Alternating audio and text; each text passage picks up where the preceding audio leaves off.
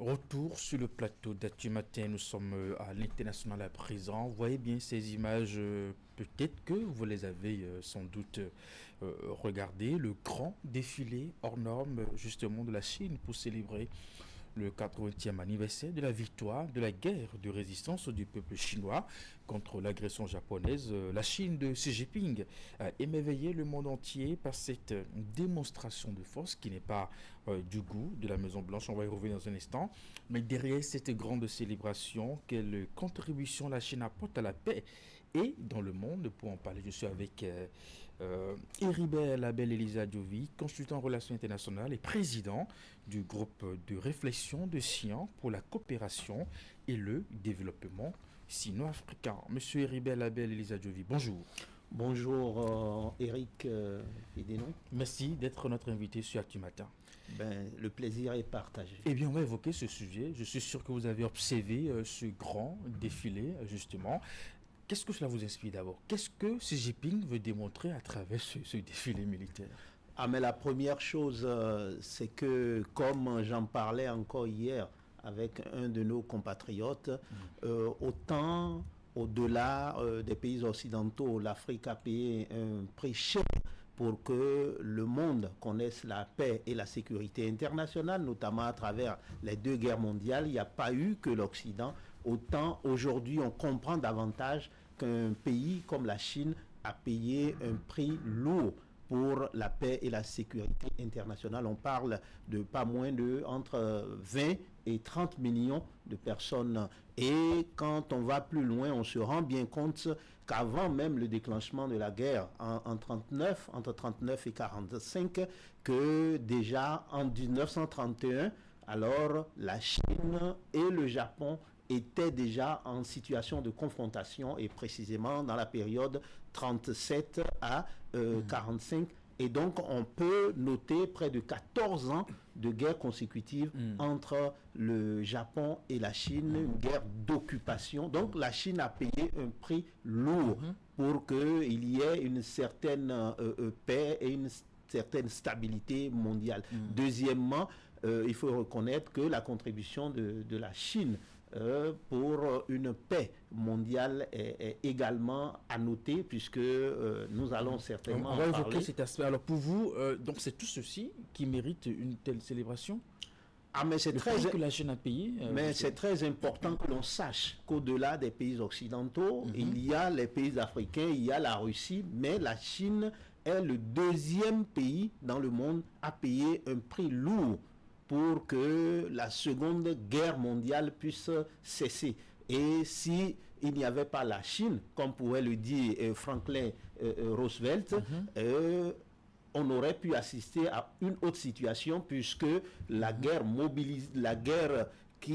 la présence chinoise, c'est-à-dire le conflit qui s'est déroulé en Chine, a fait que près de la moitié de la marine japonaise était bloquée en Chine. Sinon, elle pouvait évoluer vers l'Australie, vers l'Inde et aussi vers le Moyen-Orient pour faire une jonction avec l'Allemagne. Et là, ça aurait pu créer une situation plus catastrophique au niveau de l'Union soviétique. Et en quoi la mémoire de cette lutte nourrit-elle encore le discours, ou je dirais la diplomatie de la Chine contemporaine? Mais c'est rappeler que pendant 14 ans consécutivement, il y a eu un véritable conflit avec près de 20 à 30 millions de morts, près de 100 millions de déplacés. Figurez-vous qu'il faut préserver coûte que coûte la paix et la sécurité internationale. Et pour cela, la Chine engage près de 50 000 troupes, soldats du moins, dans les opérations de paix à travers le monde, et 2700 policiers. Vous imaginez, c'est très important, c'est le plus grand contributeur en troupes pour les Nations Unies. C'est très important de le rappeler parce que cela également est le reflet de la culture et de la civilisation chinoise. Il est très important de se développer, mais pas se développer seul, se développer avec les autres. Et donc, la Chine se positionne comme une puissance pas agressive, défensive, mais prête également à défendre ses intérêts et défendre les intérêts des pays en difficulté, notamment les pays en développement. Mais quand on scrute ces images, au-delà de ce symbolisme que vous évoquez, il y a quand même bien, je dirais, pour la Chine, une façon de montrer qu'elle est là, qu'elle peut s'imposer à travers ce défilé. Parce que voilà, on a vu la réaction de la Maison-Blanche aussi. Oui, mais c'est tout à fait normal qu'aujourd'hui la Chine se positionne en tant que le plus grand pays en développement dans le monde, se positionne comme le pays qui veut unifier notamment tous les pays en développement et faire en sorte que le Sud global puisse être entendu. Parce que si nous avons eu les différentes guerres mondiales, c'est cette volonté affichée, excusez du peu, de la part des puissances occidentales de pouvoir faire un arrimage régulier entre développement et agression des autres. Non, on peut se développer tout en continuant d'avoir des relations pacifiques avec les autres. Donc la Chine veut, ensemble avec les autres pays du Sud global, construire un développement harmonisé, mais surtout également montrer que nous ne voulons pas être les premiers à attaquer, mais si on nous attaque, nous sommes prêts à nous défendre. Donc c'est aussi une démonstration de force et c'est tout à fait normal que de la part de l'Occident et notamment de Washington, que cela ne soit pas vu d'un bon œil. C'est de bonne guerre. Mais quand on retrace l'histoire, on se rend bien compte que la Chine a été toujours du bon côté de l'histoire.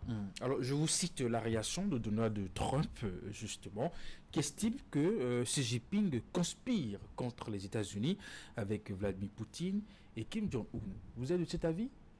Non, je ne peux pas être de cet avis à partir du moment où, quand on retrace l'histoire, la contribution de la Russie, le pays qui a perdu de plus de soldats et de civils dans cette guerre, la contribution de la Chine, deuxième pays à perdre plus de soldats et de civils, cette contribution est importante.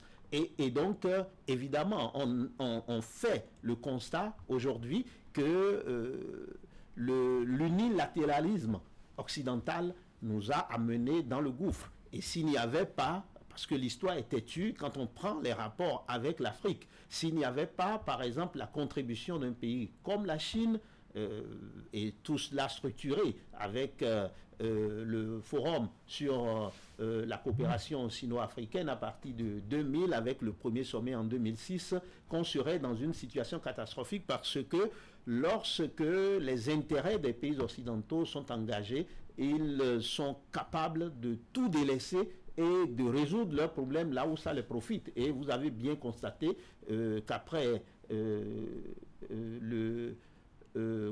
après l'effondrement du mur de Berlin en 89 et la dislocation du bloc soviétique en 91, les pays occidentaux se sont beaucoup plus orientés vers l'Europe de l'Est, parce que là, il y avait des affaires à faire. Pendant ce temps, l'Afrique a été délaissée. Il a fallu un pays comme la Chine, rappelons-le, pour continuer de coopérer avec l'Afrique dans le respect mutuel sans ingérence extérieure. En fait, ce qui est important de souligner, c'est que il faut un monde multipolaire. Tout le monde peut coopérer ensemble et nous avons besoin de cette solidarité-là internationale, ce qu'appellerait la communauté de destin partagé pour l'humanité, dont parle très souvent le président Xi Jinping, et c'est très important. Alors, en termes de contribution à la paix, quelles sont, selon vous, les principales contributions de la Chine aux efforts de paix dans le monde ces dernières années?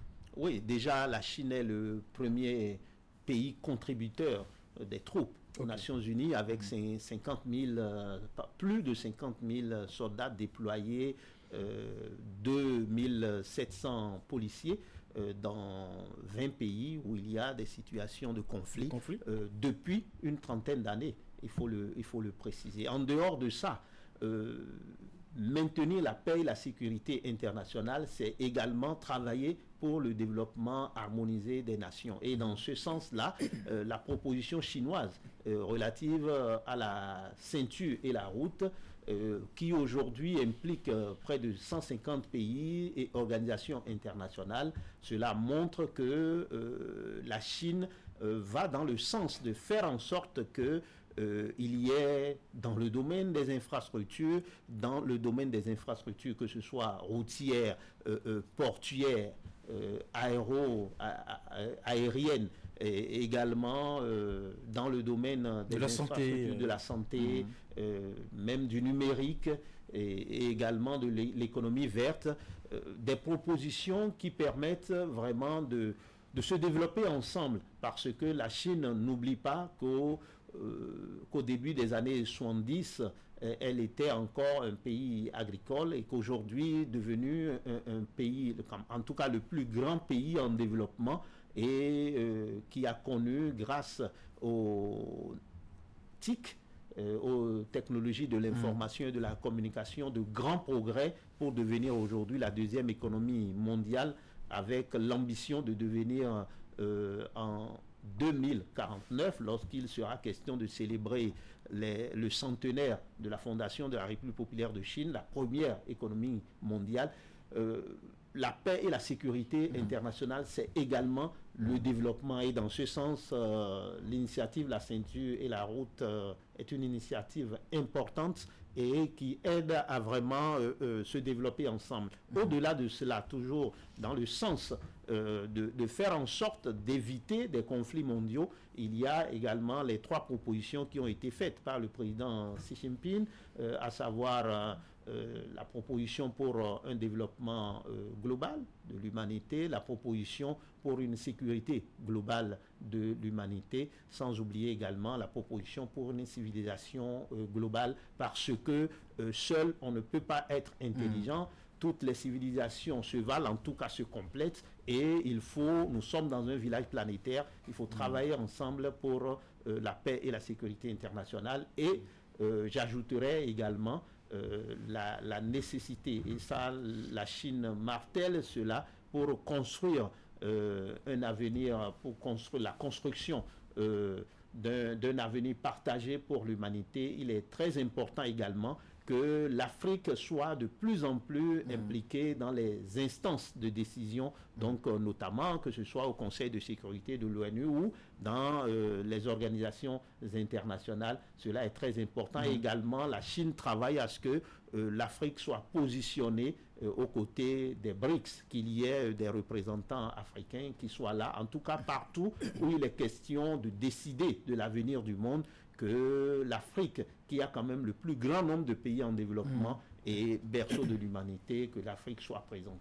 Et nous savons aussi que dans sa politique étrangère, la Chine a érigé en principe sa politique de non-ingérence dans les affaires des autres États. Oui, non seulement... C'est une posture, en tout cas, qui amène la Chine à rester concentrée sur ses intérêts.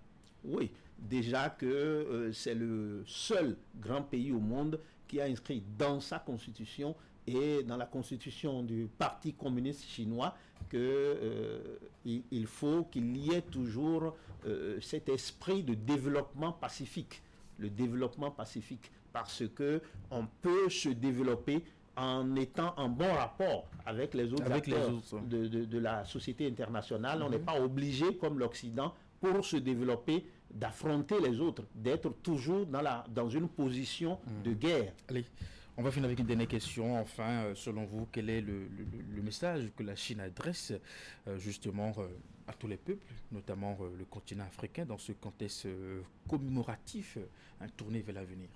Ah, mais c'est la Chine montre et tient à marteler qu'elle a payé un prix lourd lors notamment de la Seconde Guerre mondiale, et qu'avant même que cette guerre ne soit déclenchée, avec le Japon, il y a eu un véritable conflit, et qu'après l'Union soviétique, elle a payé un prix lourd, première chose. Deuxième chose, et on ne le dit pas souvent, si la Chine n'était pas intervenue, il y aurait eu plus de catastrophes, parce que la guerre pourrait s'étendre à l'Australie, à l'Inde, au Moyen-Orient. Et là, s'il y avait vraiment une jonction entre les forces japonaises et allemandes, on pourrait se demander ce qui allait se passer avec l'Union soviétique et les autres. La Chine tient également à montrer que pour préserver la paix et la sécurité internationale, il est très important alors d'instaurer une nouvelle gouvernance mondiale. Et vous avez vu lors du dernier sommet de l'Organisation de coopération de Shanghai,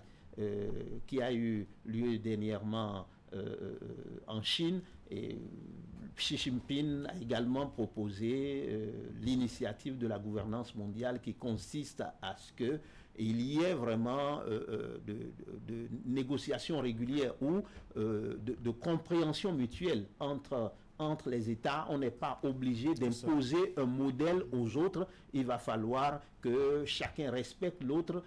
C'est très important. En restant dans la coopération. Oui, on peut coopérer tout en ayant son propre modèle. Et j'en aurais fini en disant que cela doit nous inspirer en tant qu'Africains, parce que le premier problème que nous avons, c'est que à ce jour, nous avons une architecture politico-administrative qui ne répond pas à nos réalités propres. Nous avons notre manière de nous comporter, de gérer nos cités avant que le colon ne vienne, excusez du peu. Et il va falloir que nous recherchions alors dans notre histoire comment construire nos nations. Tant que nous n'allons pas le faire, ce ne serait pas une bonne chose. Dernier mot, peut-être pour finir. Rapidement, quand on parle de ce que la Chine a fait pour la paix et la sécurité internationale, et notamment pour la fin du second conflit mondial, il ne faut pas oublier le rôle majeur joué par le Parti communiste chinois, parce que s'il n'y avait pas le Parti communiste chinois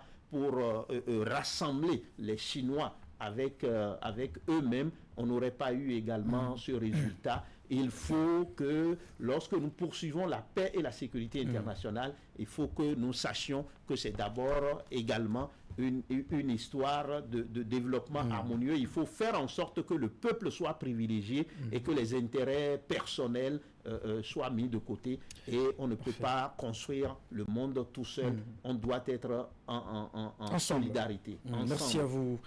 Monsieur Heribert Labelle, Élisée Adjovi. En tout cas, dans justement la célébration de cet événement, l'ambassadeur de Chine au Bénin a aussi délivré un message. Il appelle à défendre la paix et à renforcer l'amitié sino-béninoise. L'ambassadeur a souligné que l'histoire constitue le meilleur manuel scolaire. Il convient d'en tirer les enseignements pour éviter la répétition des tragédies du passé. Merci d'être passé ce matin justement pour évoquer ce sujet avec nous.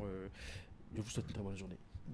Merci beaucoup, Eric. On aura l'occasion encore d'aborder d'autres sujets. Merci. Actu Matin se poursuit. On va retrouver Florence Boussa dans la rubrique Actu sur le net.